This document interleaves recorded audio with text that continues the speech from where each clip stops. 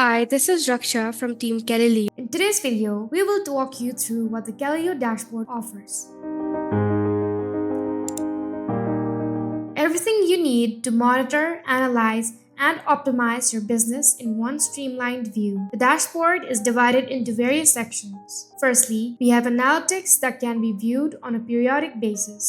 Scroll past that, and in the business plan, you will find the live call segment where you can listen in on calls with or without letting the other parties know, given that you're assigned the admin role on the platform. After that, we have message frequencies and a tool for analyzing relevancy of a conversation based on mod words in ascending order.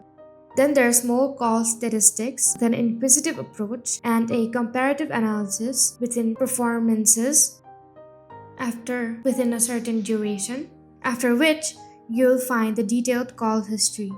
Below that, there's number report and traffic by country, which inform about productivity in general. The number report is further simplified into 4 categories, which you can view each by clicking on this icon.